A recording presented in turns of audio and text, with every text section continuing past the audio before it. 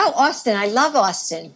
Well, Dr. Biden, I know that you're so busy, and we are so eager and so excited to chat with you and hear what's going on in your mind in these crazy times. And we just very excited. So, I really fear that this pandemic will really leave an indelible mark that will affect people's lives forever. And recently, I watched you discuss your own experiences with losing a son and likening yourself to a piece of shattered china, in which you said that's been glued back together again, where the cracks have been imperceptible, but they're there.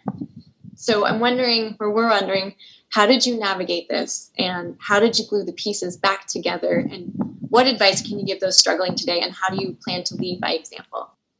I don't know. During these times, for me and for Joe, after our son died, the only way, Joe has a very strong faith, and that helped him get through when his wife and daughter died in a car accident. But, I think for both of us with Bo's death, that we had to find purpose. I think that's why Joe is going to be such a great president, because he has experienced tragedy and loss in his life.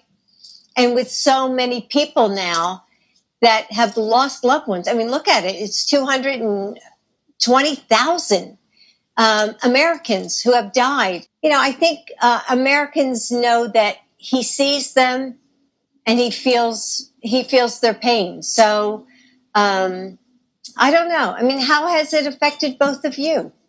Well, what's funny, Dr. Biden, if I can pivot quickly, because I was going to say something about how, in my experience, knowing you from afar for a while, just having seen you, obviously, it seems to me glaringly obvious that you have seen and experienced firsthand the great value and power in making an individual difference, both in your time as an educator at Brandywine High School, as an English teacher, like my mother, to Delaware Technical Community College, to now your time and tenure at Virginia Community College, Northern Virginia Community College.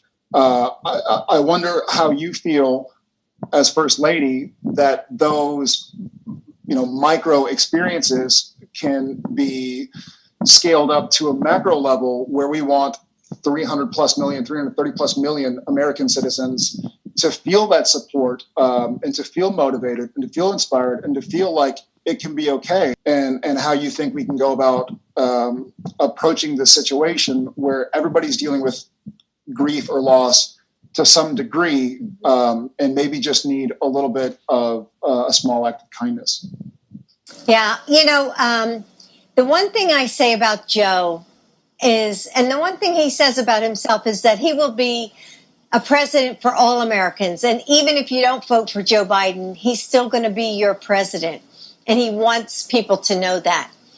And I feel the same way. If I have the honor of being your first lady, I want to feel connected to Americans. And I'm trying to think about ways to do that. I think that's something that's missing right now. Like, I don't think that people feel connected to their government. And the government has so much responsibility to take care of all Americans, whether that's through education or health care. I don't care whether it's farmers in Iowa that are depressed because, of the floods and everything, and then they're losing their businesses.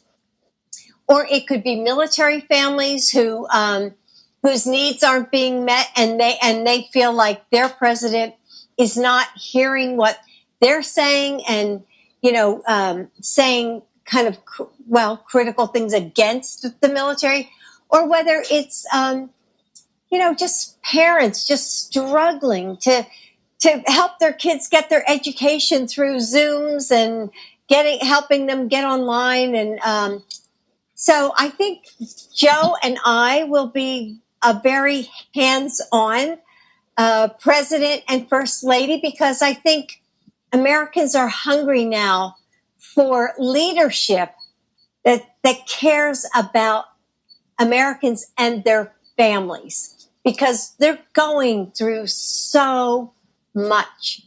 so much. And I see it every day, whether I'm in Michigan or Tennessee or Georgia or Arizona. I mean, I'm traveling somewhere different every day. But the one thing, like you're saying, that is universal is, we need more help with mental health in this country. And in so many areas. And I know, with the Affordable Care Act, that's something that Joe will increase. But I see it, as an educator, look at all the educators who now will have all these kids coming back into their schools, hopefully in the spring, and child abuse is on the rise. Food insecurity is on the rise. Domestic violence is on the rise. There's so much that teachers are going to have to put on their shoulders to help these kids deal with. Besides teaching English or geometry or whatever it is, teachers are going to have to take on that extra, I hate to call it a burden because, teachers love their students, but responsibility, I think that's a better word. Oh, And we need to help our educators too, because it's an awful lot to keep those kids, buoyed up and give them a sense of hope. So we have a lot to do. We have to heal. We have to heal. Well, I think that's so telling of how the Biden camp runs and how you guys are so humanizing in how you hold your own and how you speak to the American people. I mean, I know for myself when I watch you on stage and I watch Vice President Biden, and I feel like he's speaking to me. And like a teacher who has to leave her students, when she goes home, I am sure she is shouldering the feelings, the experiences that her students are going through to then have to deal with it the following day, much like your administration. It really feels like you really care about my family. You care about my extended family. You care about my friends. You are the American people's president. It's not just Democrats. It's not independents. It's not Republicans. It's everybody. Right.